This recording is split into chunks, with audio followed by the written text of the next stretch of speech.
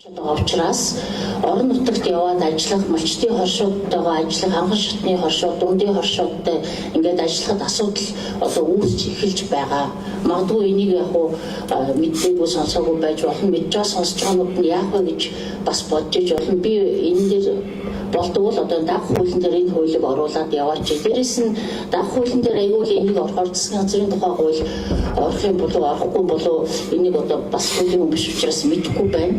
Эрхлэх асуудлынх нь хүрээ хүстэй чумгүй үйлдвэрийн сайд дээр байж идэг. Яг одоогийн байдлаар авч явж байгаа хүн нь бүс орон нутгийн асуудал эрхэлсэн шадар сайдын эрхлэх асуудлыг хүрээд ингээ явж байгаа.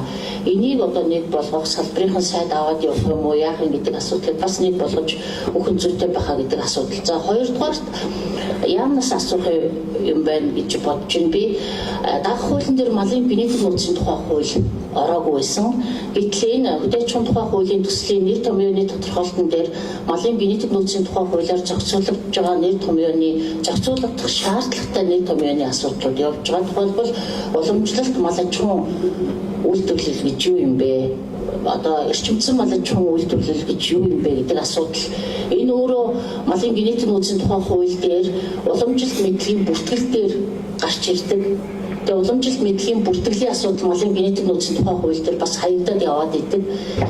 Энэ асуудалтай холбогдуулаад энэ нэр томьёоны тодорхойлолтын дээр бас нэлээд анхаарах, харах бас эргээд одоо нэр томьёоны тодорхойлолтыг үнэхээр оруулах шаардлагатай бол дагаж одоо генетик нөөцийн малын генетик нөөцийн тухай хууль дээр нэр томьёоны тодорхойлолтыг оруулж өгөө цаашаа явах нь зүйтэй биш үү гэдэг ийм асуудал байгаа. Энэ дээр одоо яагаад оруулаагүй гэдэг юу бас зүгээр одоо ажлын хэсгийн нэг гишүүнээс тодруулахад хүнстэй чухал үйлдвэрийн яам малын генетик нөөцийн тухай хуулийн үр дагаварт одоо үнэлгээ хийлгээд нэмэлт өөрчлөлт оруулахаар ингэ явж байгаа гэдэг асуудал ирж байгаа. Нэмэлт өөрчлөлт орохоор явж байгаа бол хуулийн хэдэн хувьд нэмэлт өөрчлөлт орохоор яг явж байгаа юм бэ? Ямар асуудал энэ хуулийн дээр хүндэгдэх шаардлага байгаа юм бэ? Салбарын хуулийг ингээд хүндэгдэх хэрэг байна уу байхгүй юу? Одоо нэгэнт энэ хөдөөчмөн тухай хууль явж байхад тэртээгүй энэ салбарын баг бүх хууль дагж байгаа. Тэгэхээр энэ дээр нь оруулаад явах нь зүйтэй байсан биш үү? Тэгвэл бас одоо оруулахны шаардлагатай асуудлууд байна уу гэдгийг тодруулаад эргээд одоо бас саналаа өгье гэдэг асуудал. Дээрээс нь хүнсийн тухай хууль дагж байгаа гэж ойлгоод байгаа. Хүнсийн тухай хууль дээр хүнсийн аюулгүй байдал үндсэн зөвлөлийн асуудал хүртэл ингээ яригдж байгаа учраас энэ дээр бас манайхан саналуудаа одоо энэ хэлцүүлэг дээр саналаа өгч амжихгүй бол бас бичгээр өгчих боломж байгаа гэж ингэж харж байгаа. Тэгэхэд энэ асуудлуудыг тодруулах гэсэн үлдсэн асуудлыг бичгээр өгье. Баярлалаа. За баярлалаа. За одоо энэ талаас нэг тэгээ 5 хүнээр хариулт авна. За эрхэм гишүүд оролцогчдын өнөөдрийн амлын ярилцлага малын ерөнхий газрын малын хяналт баталгаажуулалтын газрын дарга Бацх гэдэг юм байна. За өдөржин тухай хуулийн төслийн одоо ерөнхий одоо нөхцөл баримталтай танилцлаа сонслоо. Өнөөдөр тэгээд за асуултууд бас нэлээд авчиж байна. За нэгдүгээр асуулт маань яагаад энэ хууль гарах болов? Яагаад одоо энэ Монгол улсын одоо малын аж ахуйн салбарт 2017 онд хууль эрхцэн одоо том өөрчлөлт хийгээд малын генетик нөөцийн тухай хууль, малын эрүүл мэндийн тухай хууль гэдэг ийм хоёр үндсэн хууль одоо яг малын аж ахуйн салбартаа гараад мөрдөд явж байгаа. Тэрний дагуу одоо Монгол улсын малын бие салбар жишээ нь яг олон улсынхаа жишгт нийцсэн ийм бүтэц зохион байгуулалт үйл ажиллагааны өөрчлөлтөнд ороод явж байгаа. Тэгэхээр энэ одоо хөдөөчмөн тухай хууль гарснаар тухайн одоо салбарын хуулиуд дээр ямар өөрчлөлт орох юм, бүтэц зохион байгуулалтын хувьд ямар өөрчлөлт орох юм гэдэг нэг ийм асуудал байж байна. 2017 оны 12 сарын одоо 8-ны өдөр улсын хурлаар сойрхон батлагдсан хууль маань 2023 оны 12 сарын 8-ны өдөр бас нэмэлт өөрчлөлтөөр болоод одоо яг одоо салбар бол өөрөө олон улсын жишгтэй нийцээд үйл ажиллагаа явуулж байгаа. Энэ дээр одоо өөрчлөлт юмуд орох болов гэсэн нэг юм байна. За хоёрдугаар асуудал мэдээ тийм техникийн төвшөнд тодруулах юм байна. Яг малын эрүүл мэндийн асуудлыг оруулсан байна. Бүсчлэлийн асуудлыг оруулсан байна. Шинээр одоо хамгаалалтаа аж ахуй гэж бид нар ярьж байгаа. Улсаараа бүс нутгаараа тайван байх статустай. Энэ асуудал маань тусдаа хуулиар одоо хангалттай зохицуулагдж байгаа. Энэ асуудлыг яагаад оруулсан юм бол тэр хяналттай холбоотой асуудлууд ингээд орж байгаа юм байна. Тэгээд энэ дээр одоо манай ажлын хэсгийн гишүүд ямар үндслээр энэ юмудад орсон юм бол гэдэг юм дээр бас тодруулга аммаар байна. За дээрээс нь одоо шинэ хуульд бол малын эдгийн ерөнхий газар жишээ нь байгуулагдаад урман хамгааллын ерөнхий газар байгуулагдаад салбарын асуудлыг ингээд зохицуулаад явж байгаа. Жишээ нь малын эдгийн ерөнхий газар байгуулагдаад сүүлийн 6 жил бид нэг 16 улстай нэг 60 гаруй одоо хилцээр тохиролцоо хийснээр экспортыг нэг улсаас хамаарлыг багасгаад өөрөөр хэлбэл буцах хийсэн буу хаяг нь маш тодорхой олон улсын жишгт нийцсэн байдлаар үйл ажиллагаа явуулж байгаа. Энэ одоо бүтэц тогтолцоороо эргээд орох энийг эвдэх гэсэн нэг ийм болгоомжил байгаа учраас анхудаа сонсож байгаа учраас энийг ингэж асууж байгаамаа. Тэгээд дараагийн одоо ээлжин дээр бас саналаа хэлье. Ингээд эхний 5 асуулт асуусан. За эхний асуулт мөнгө насан дараагийн асуултанд за нэг 3 асуулт асуусан. Батсуур дарга 4-р микрофон. Эхний мөнгө насан дараагийн 3 асуултын эхний 2-ыг сувдаа. За хөдөө аж ахуйн тухай хуулийн үзэл баримтлал болоод за хуулийн төслийн танилцуулгатай холбогдуулсан энэхүү одоо хэлэлцүүлгээс за улсын хурлын гишүүн Мандгаагийн санаачилсан хөдөө аж ахуйн тухай хуулийн төсөл болон үзэл баримтлалын төслийн танилцуулга олон нийтийн хэлэлцүүлэг яваад болж байна. За үзэгч та бүхэндээс тухайн гишүүнээс хуулийн төсөлтэй холбоотой мэдээллийг хүргье. Өөрчлөлтүүд орчин за одоо хэрэгжиж байгаа хууль дээрээс засаж залруулах шаардлагатай ямар заалт. За хөдөө аж ахуйн тухай хууль бол анхдагч хууль. Ер нь бол одоо манайх хуулиргдсан яг энэ хөдөө аж ахуйн салбарын харилцааг зохицуулсан 27 хууль хэрэгжиж гисэн. Тус бүртээ одоо яг нөгөө тухайлсан одоо нийт хөдөө аж ахуйн ханган нийлэлтийн сүлжээнд хамрагдж байгаа оролцогч талуудыг одоо бас яг зориулсан тусгаалсан хуулиуд одоо салбар хуулиуд тийм ээ хөгжиж хэрэгжиж явсан. Гэхдээ одоо яг ямар байдал үүсэт байна гэхээр энэ хуулиудын хоорондын уялдаа холбоо байхгүй.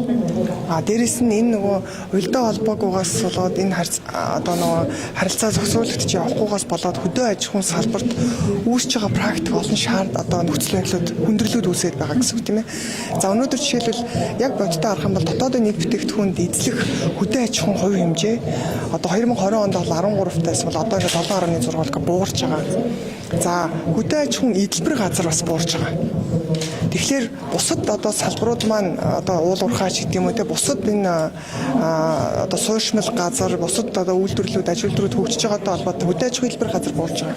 Тэгэхээр энэ хэлбэр газар буураад энэ хөдөө аж ахуйн салбарт энэ хэлбэр газарт үйлдвэрлэл эрхэлж байгаа одоо харилцааг бид нар зохицуулах шаардлага хэрэгцээ үүсчин гэсэн үг тийм ээ. Тэг ингээд жил ирэх тусам буураад байвал яах вэ? За нөгөөтэйгүр манай экспорт хөдөө аж ахуйн салбарын одоо манай хөдөө аж ахуйн салбараас гарч байгаа бүтээгдэхүүний одоо экспорт эзэх хувь 5%. Гэтэл импортоор одоо яг хөдөө аж ахуйн салбарт яг ижил төстэй чиглэлүүдээр орж ирж байгаа импорт нь 12.1% байгаад байна. Тэгээд жил ирэх тусам импортоор хөдөө аж ахуйн одоо бүтээгдэхүүн буюу одоо махан бүтээгдэхүүн, сүүн бүтээгдэхүүн ч гэдэг юм уу, харь ширэн идэлэл те гэл ихэд энэ жил ирэх тусам өсөд байгаа байхгүй. Тэгэхээр бид нар одоо энэ дээр асуултын тэмдэгч яах вэ?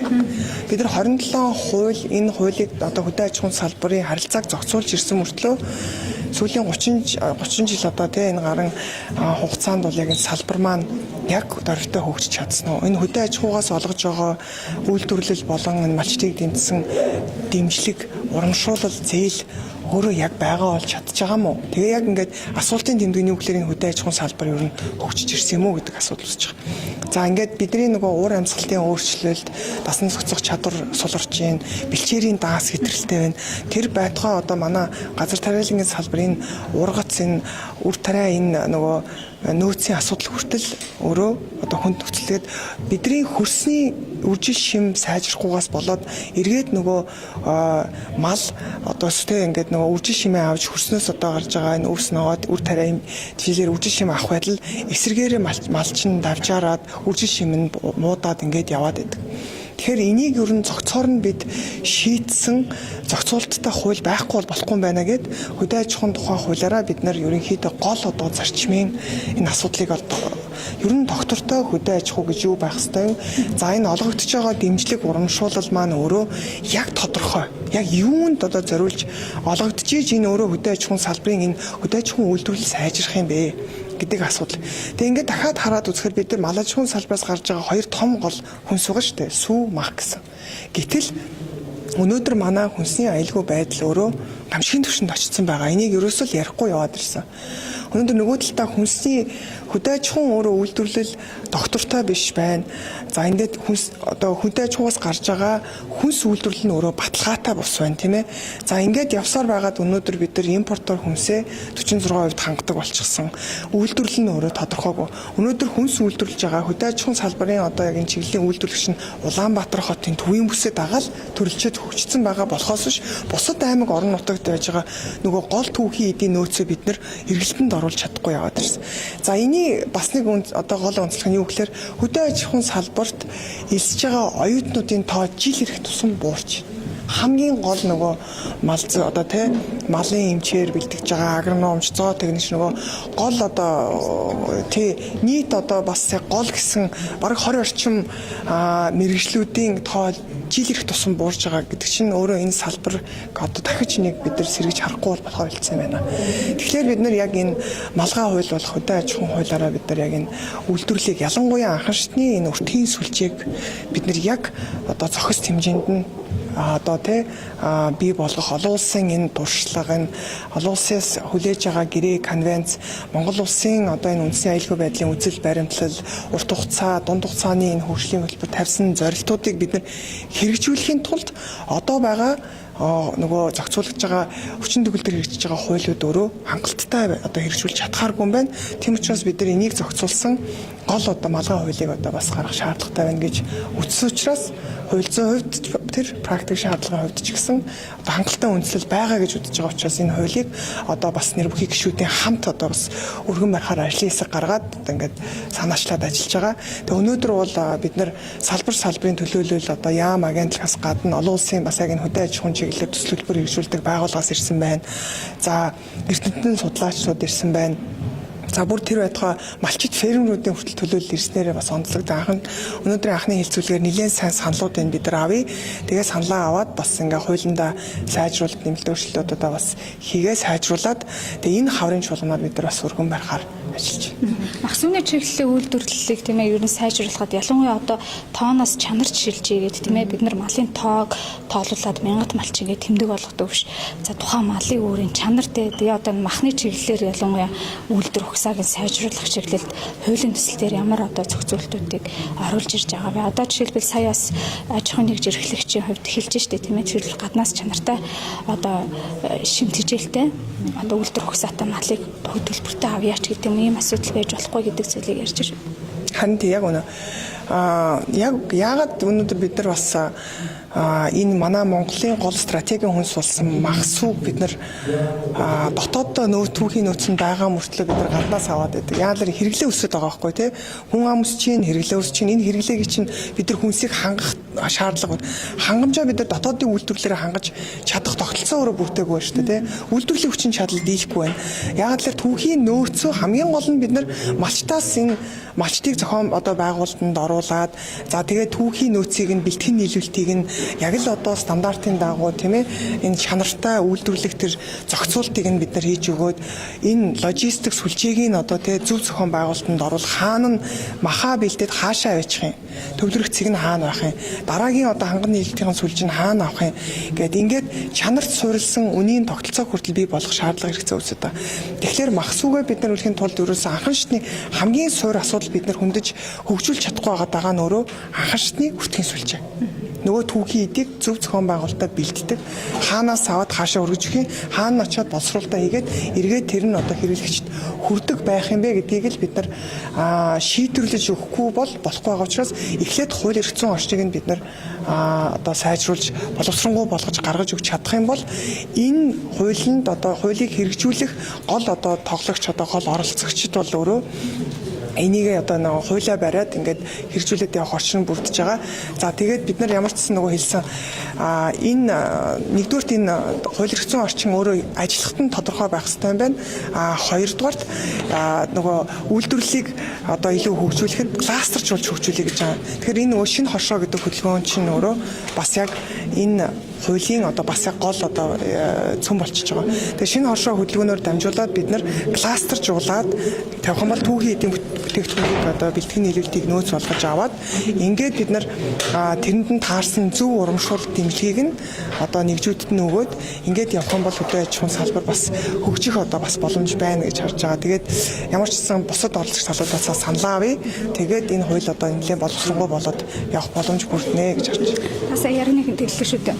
Ялангуяа энэ хөдөө аж ахуйн салбараас бид нар бүтээгдэхүүн экспортлоход 5% гарч ийн тий. Эргээд одоо импортоор орж ирж байгаа нь бараг 2 дахин 3 дахин өссөн.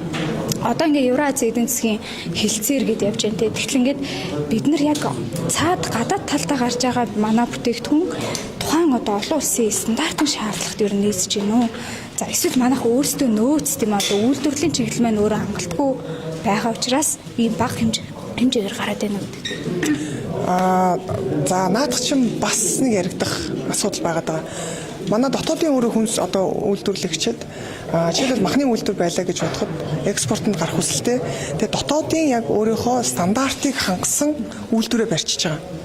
Тэгэнгүүт яг гадагшаа гаргая гэх тэнгүүд гадаадд тавьж байгаа нөгөө шаардлага нь өөр болоод ирчихэж байна. Тэгэхээр бид нарыг энэ хоёр улс хоорондын тэр стандарт шаардлагыг хангасан зохицуултыг төрийн дэмжлэгтэйгээр хийж өгч хилцээрээр одоо тэ шийдвэрлэж өгөхгүй болохоор бид нар эндээ ингээд хөрөнгө оруулалт хийчдэг нөгөө ISO стандарт хасаав гэлээдэг тэ гэтэл яг гадаадынх нь нөгөө тавигдж байгаа жишээлбэл Европ руу гаргахад Европын холбооны өөрийнх нь тавигдж байгаа хүнсэн тавигдах импортын шаардлага гэж байгаа.